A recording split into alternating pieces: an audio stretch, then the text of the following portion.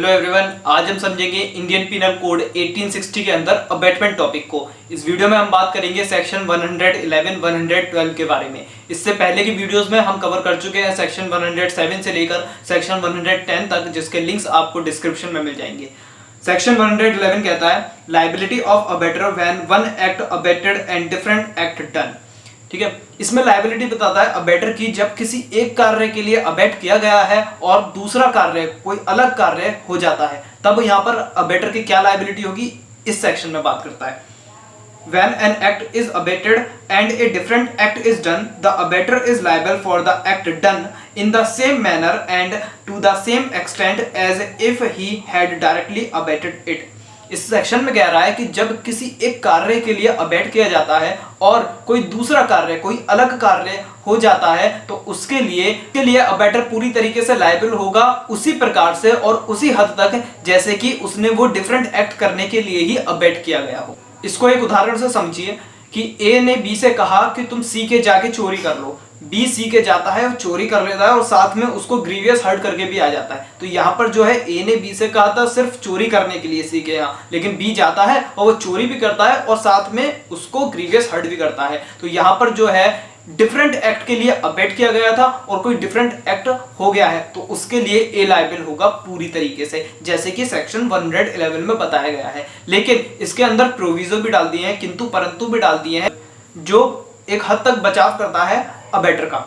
Provided the act done was a probable consequence of the abatement and was committed under the influence of the instigation or with the aid or in pursuance of the conspiracy which constituted the act. इसमें कह रहा है कि जो different act हुआ है, मतलब जिस एक्ट के लिए अबेट किया गया उससे डिफरेंट एक्ट अगर हुआ है तो वो अबेटमेंट का प्रोबेबल कॉन्सिक्वेंस होना चाहिए, यानी कि जैसा कि अबेट किया गया है उसके हिसाब से ही कार्य करते हुए एक संभावना थी वहां पर कोई डिफरेंट एक्ट होने की। तो अगर ऐसी स्थिति है तो अबेटर बिल्कुल ही उस डिफरेंट एक्ट के लिए लायबल होगा।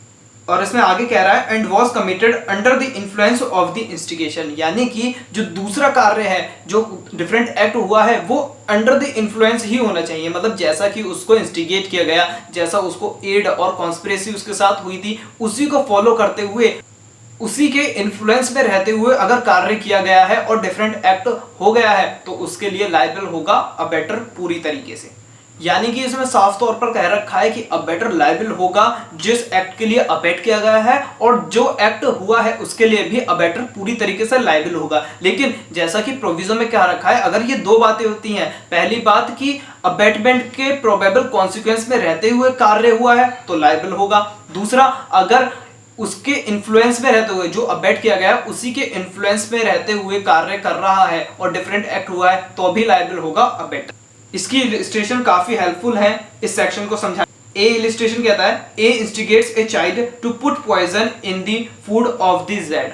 ठीक है, ए एक चाइल्ड को अबेट करता है, इंस्टिगेट करता है कि वो जेड के खाने में पॉइजन मिला दे, और इस कार्य के लिए वो चाइल्ड को, ए जो है चाइल्ड को पॉइजन भी दे देता है। अब जो चाइल्ड है वो under the influence of the instigation, जैसा उसको इंस्टिगेट किया गया है उसी के इन्फ्लुएंस में रहते हुए जाता है और पॉइजन मिला देता है खाने में। अब वो जिस खाने में पॉइजन मिलाता है वो वाई का खाना होता है और वो जेड के खाने के बिल्कुल बराबर में रखा होता है। अब वाई उस खाने को खाता है और मर जाता है। तो यहाँ पर क्या था, ए ने जो इंस्टिगेट किया था वो किया था जेड को खाने में पॉइजन देकर मारने के लिए, लेकिन यहाँ पर उस चाइल्ड ने क्या किया, वो गलती से वाई के खाने में उसने जहर मिला दिया। तो यहाँ पर ये माना जाएगा कि ए ने वाई की हत्या के लिए ही अबेट किया गया था। As per section 111 abettor liable होगा वाई की हत्या के लिए।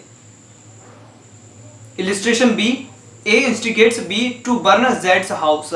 ए इंस्टिगेट करता है बी को जेड का घर जलाने, बी इस बात को मान लेता है और बी जो है वो जेड का घर जलाने लगता है। अब जैसे वो जला रहा होता है उसे याद आता है कि भैया इसमें तो सामान भी है, वो वहां से सामान भी चोरी कर लेता है। अब यहाँ पर जो है वो दोनों कार्य, बी ने जो एक्ट किया, पहला आग लगाने का कार्य किया, जैसा उसे अबेट किया गया था वैसे उसने किया, लेकिन ए ने बी से नहीं कहा था चोरी करने के लिए, तो बी ने जो कार्य किया है चोरी का, उसने अबेटमेंट को ध्यान में रखते हुए नहीं किया है, उसने अलग से कोई डिफरेंट एक्ट किया गया है, तो उसके लिए ए लायबल नहीं होगा क्योंकि ये बिल्कुल डिफरेंट एक्ट। यहाँ पर प्रोबेबल कॉन्सिक्वेंस नहीं थी अबेटमेंट, जैसा कि अबेट किया गया था उसके कोई संभावना लगी नहीं रही थी कि चोरी भी हो जाएगा। तो यहाँ पर ए जो है वो सिर्फ घर जलवाने के लिए लायबल रहेगा और बी जो है वो घर जलाने और साथ में चोरी करने के लिए भी लायबल रहेगा B.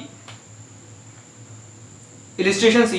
A instigates B and C to break into an inhabited house at midnight for the purpose of robbery. ठीक है, A इंस्टिगेट करता है B और C को कि वो बीच रात में जाकर Z का घर जो है वो तोड़ दे और वहां से रॉबरी कर ले।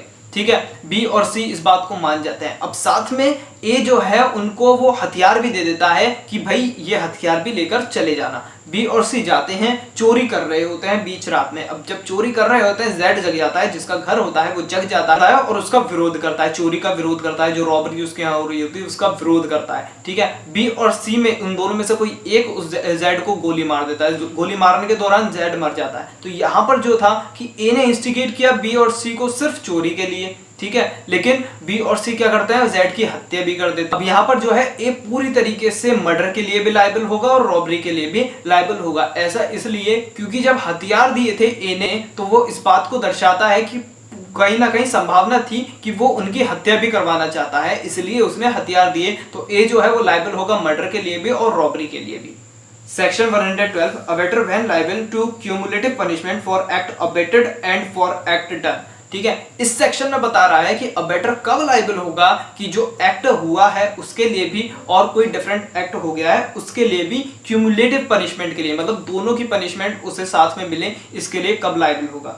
इस सेक्शन में कहा है if the act for which the abettor is liable under the last proceeding section is committed in addition to the act abetted and constitute a distinct offense, the abettor is liable to punishment for each of the offenses।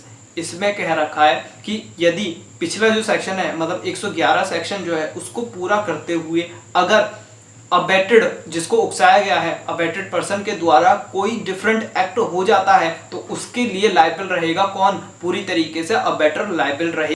वो जो different act था वो probable consequence abetment के probable consequence में रहते हुए हो या ना हो, फिर भी अबेटर पूरी तरीके से लायबल होगा। इस सेक्शन में बता सीधे इस सेक्शन में ये कह रखा है कि जिस कार्य के लिए अबेट किया गया है उस कार्य को करते हुए जो भी अपराध एक अबेटेड पर्सन मतलब जिसको उकसाया गया है उसने वो कार्य किए हैं, कोई डिफरेंट एक्ट किए हैं जैसा कि उसे अबेट किया गया, उसको पूरा करने के लिए अगर कोई अन्य ऑफेंसेस किए हैं तो उसके लिए सीधे सीधे तौर पर अबेटर पूरी तरीके से लायबल होगा। इसकी इलस्ट्रेशन बहुत हेल्पफुल है इस सेक्शन को समझने के लिए।